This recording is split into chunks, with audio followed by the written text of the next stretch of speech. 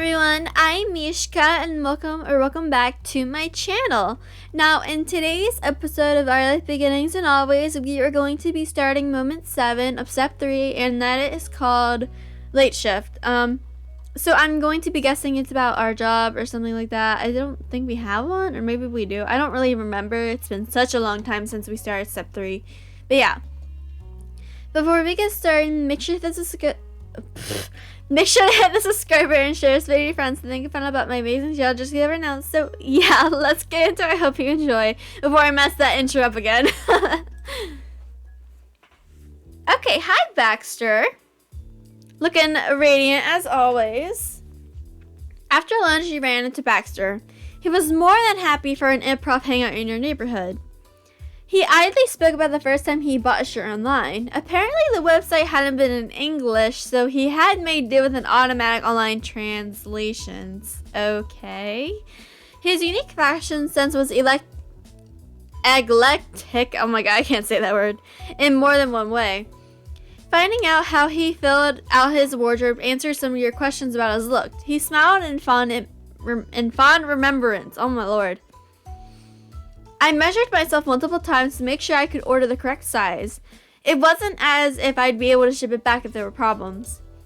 But to make a long story short, it arrived in one piece, multiple months later. At that point, I wasn't going to complain. It was a physical object in my hands. He gestured with his arm for emphasis. As he did, Baxter glanced at his wrist at a watch that wasn't there. Anyway, I hope I'm not taking too much of your time with this. You had a few chores to do, but you were generally free. You weren't worried about it and shook your head. Baxter eased back and returned to chatting. The two of you meandered around the neighborhood, aimlessly walking as you talked.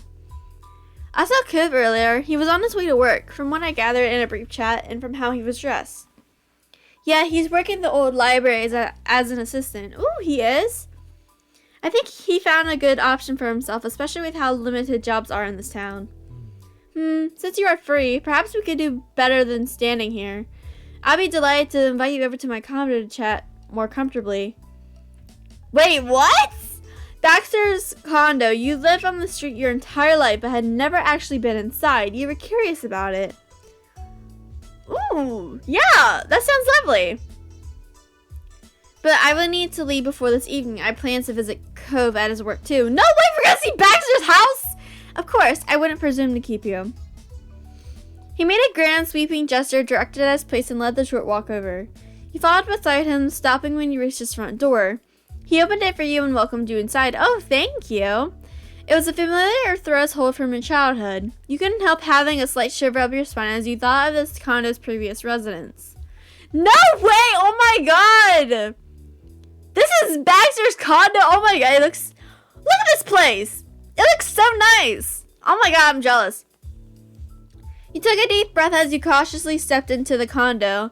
The first thing you noticed was just how unexpectedly nice and sleek it was. That's what I'm saying.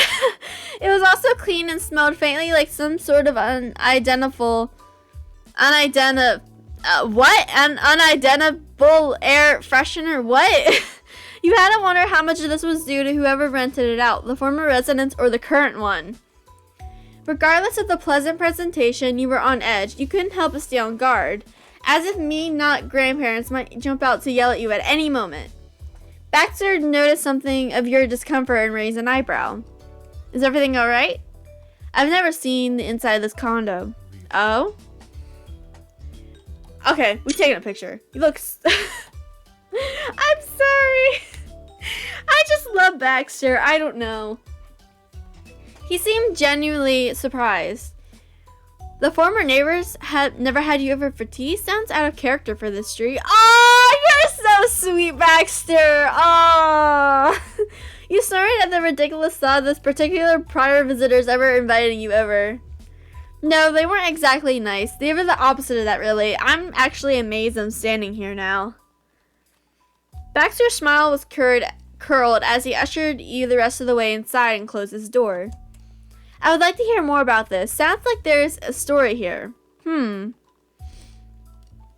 He sat on a sofa, first sitting properly before readjusting his position to a comfortably forward crouch. He waved his hand toward his furniture, an invitation to take a seat yourself. Let's sit beside him. Why not? You took the other half of the couch and slowly lowered yourself down. It was not as comfortable as your own couch at home, but it wasn't bad. You turned yourself slightly so that it would be easier to talk to Baxter. His head tilted to face you as well. So you want to hear about the me, not grandparents? Absolutely. My ears are open. You began to give him the rundown of your past neighbors, explaining how they didn't like children and had a reputation among you and the other kids for being nasty. The summer Cove moved in, we were all hanging out. Well, Cove was crying, and Lizzie had the idea for me to go ding-dong ditching on them. Oh my god, I remember that. It was at step 1. That was so long ago. Oh my goodness. I probably shouldn't have done it, but at the time, it just had to be done. So I went up, rang the doorbell, and ran for my life. Reasonable. I like you already, Baxter. Oh my god, look at the oh my gosh, this place is so pretty. The two of you continued to chat until the sun started hanging lower in the sky. It could be seen falling through his large windows. You stood up when it was time to go, and Baxter led you to the door. I think I'm actually going on an outing to town myself. It's a good day for exploring. Exploring. You nodded as you stepped outside. Alright, bye, Baxter. You waved. Oh, bye. See you later. Thanks for having me over. Goodbye, Mina. Bye, Baxter. See you later. You parted in good spirits and walked off. Okay. Back at our house now. You entered your house and got yourself ready to visit Cove. You were definitely looking forward to seeing him. I'm guessing we don't have a job then. I don't remember that. Lately, Cove had been working more often. You rarely saw him during his shift for obvious reasons. He was busy. That was why it had been a surprise when Cove asked you to swing by. Maybe Cove was also thinking about how much his job had impacted how often you saw each other. No, let's walk. Let's take a walk. Cove's work wasn't far. You figured it'd be nice to walk instead of driving. The air felt heated around you, but with enough of a breeze to cool you off. You strolled past familiar buildings, not even having to think about how to get to Cove's job. You had gone down these streets more than enough times to memorize the way. It was easy to just enjoy the brief trip. Soon enough, you reached the local library parking lot. You headed right inside. Immediately after opening the door, you smelled the warm, solid smell of books. A bit stuffy, but it was a nostalgic feeling. Your eyes scanned the front room for a certain tall, green-haired assistant. Hey, Cove! You spotted him easily at a desk. He didn't seem too busy. No one else was around. You stepped closer. He instinctively looked up from the stack of papers at the sounds of someone approaching. Cove met your eyes with a welcome smile when he realized who it was. Thanks. Hi, Mina. Thanks for coming. Hey, thanks for inviting me. Is stuff going good? Cove laughed quietly, his eyes alight with past amusement. You should have seen it. When I got here earlier, there was a huge fight going over the schedule. I just tried to stay out of it. Oh my god. I'm lucky no one else wants to close. It's not something bad depends. Some shifts are way too competitive. He shook his head at the memory. You wonder how the shifts have been sorted out in the end. He didn't bother to elaborate further on his workplace trauma. Anyways, yeah, it's fine. That was the most exciting today got.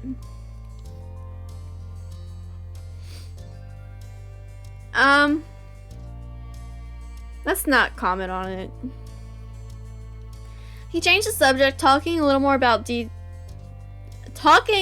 detail about what else had happened during his shift. He told you about a new collection of books that had just come in.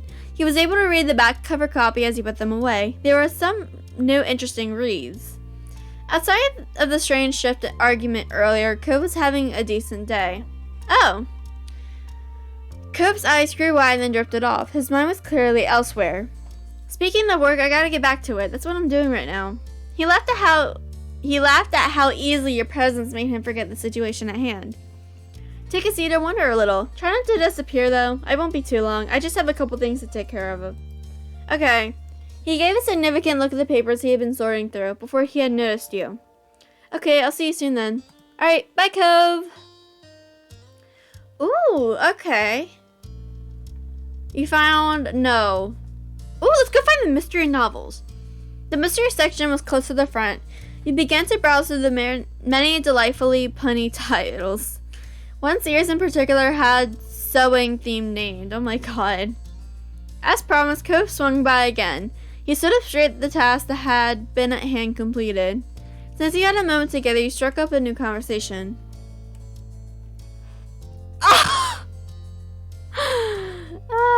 So do people hit on you while you're working?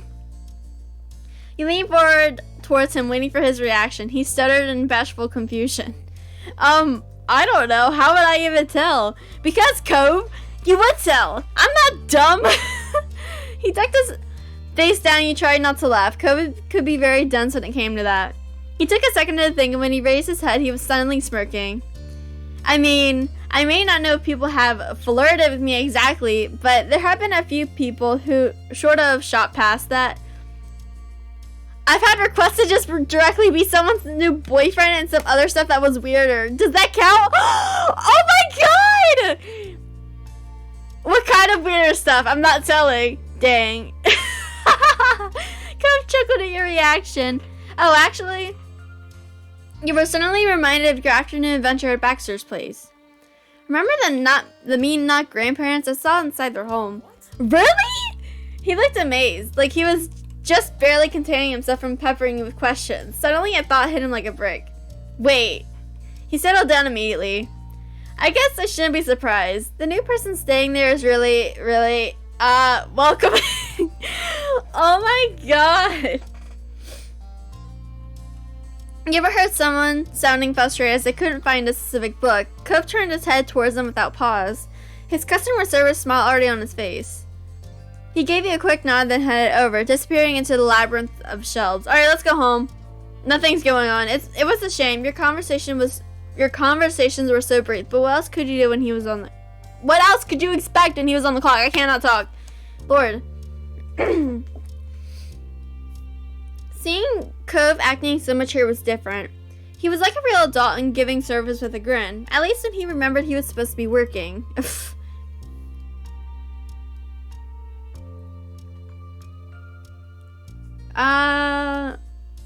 No, we're proud of him. Why would we feel awkward? That's so weird.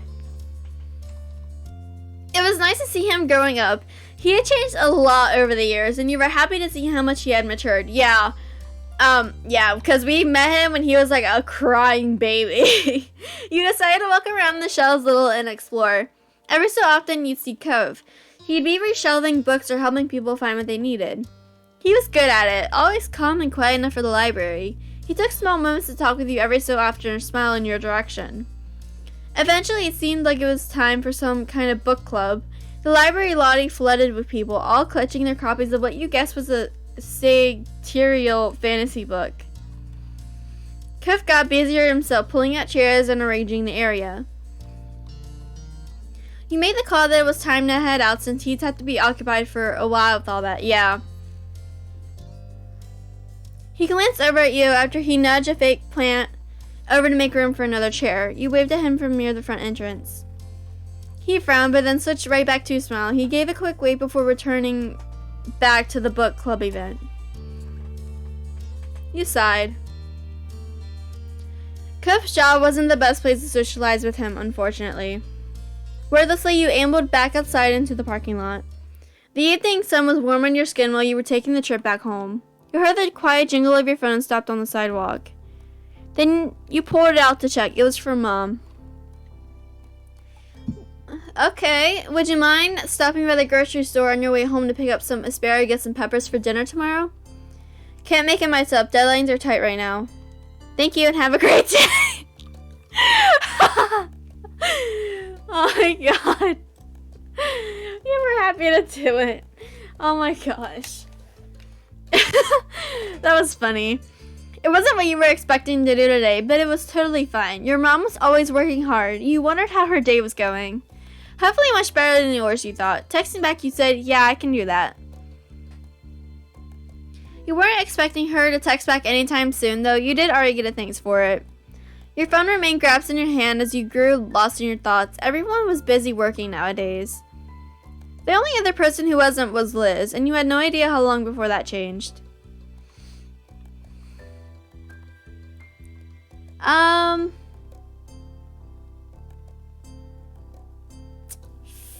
I don't know. Me personally, I wouldn't work a job. Sorry, everyone. There are plenty of other options out there for your future besides getting a position at company. Like, yeah, like, can't we run our own business or something? It was wonderful that your moms never forced you to go down that route. You were free to find your own way in the world. You were still inside your head when another message came through. Looking at your phone, you saw that it was Cove this time. Can we hang out again? After I close at work this time? I could come to your house or something. Oh, we can just say no! Why? Oh my god. Should we say no? Should we be mean? No. Oh my god, okay. Listen, I know it's not his fault, but I'm low-key annoyed that he's, like, acting like this and that he's, like, working lately, so I'm not gonna reply. The next few minutes were spent assessing what you had in mind for the rest of your day. Your phone jingled again. All Cove wrote was one word. Please. Oh my god, no. Okay, I'm gonna feel guilty if we say no. You wonder if there was something wrong. Was that why he wanted to meet up later? You sent back a response that time. Alright, I have to run an errand in town still anyway, so I'll meet you there when you're done. Cool, I'll be here, obviously. See you later. You finally put your phone away. You realize then that you may not have enough time to get back to the store and back before Cove was off. You need to return to the library first. But what's done was done. To fill the little gap of space in between your new plans, you decided to... no, browse other places. Your feet took you down to where several of the touristy shops were located. It had been a while since you last poked your nose around what they were selling. Hello, Cove. As you approached the library building, you noticed a figure out front. It was Cove. His silhouette was instantly recognizable to you, even in the dim light of the parking lot. You could see he was smiling eagerly as you got closer. He had been waiting for this. Aw, give him a hug. You bounded through the final steps to reach Cove and took him into your arms. He wasn't fazed, simply wrapping you in an embrace of his own. Hello again. Hi, Mina. His initial excitement at your arrival deflated quickly. Cove stopped being able to meet your eyes as he spoke more. Sorry. I'm sorry for earlier when you were visiting. It wasn't very exciting, was it? I hope I wasn't wasting your time. Oh, no. No, Cove, it's never a waste to see you. Oh. His smile re-emerged, though only slightly. Then he continued his thought. It's just with all the shifts I've been doing lately, I wanted to have you around some more. That's all. It was to make my day better. But it's not like working has to be a good time, and there's better things you could have been doing than watching me do stuff at a distance. That's okay. There's nothing wrong with wanting some support. I'm here for you. You grinned easily. You felt proud you were the one he called when he needed someone to lift his spirits. Cove flushed as you beamed openly at him. I'm glad my job doesn't have to get in the way of us being together. Ah! That voice crack though, oh my god. I feel the same way. Y'all are so cute. Thanks, it works out then. Cove reached for you and you leaned into it. He gently held you against him as you relaxed against his body. It was comforting. What was that errand you talked about before? Are you still doing that? Yeah. Wait, would you want to come too? It was late and you knew that Cove wanted to go home, but admittedly you wanted company. He eased that concern by smiling softly. Sure, yeah, I can go shopping with you. You walked, right? Mm-hmm. Want me to drive you? Yeah, that would make things a lot easier. No problem. And this is where we're gonna end today's video, everyone. Okay. My voice is literally killing me. Okay, so we, this episode was kind of, like, depressing. We didn't get that much interaction with Cove because of his work, and then, I mean, we saw Baxter's place. Girl, I love that. I love that part. I also love Cove, but I also love Baxter. I love all the characters. Kira's my favorite, though. Kira for life. But, yeah. Alright, everyone, that's all for today's video. In the next episode, we will be continuing this moment, currently. And yeah, rinse and repeat for the next 3 times. Alright, everyone. But lastly, yours generally, thank you for watching. Have a wonderful day, everyone. Bye!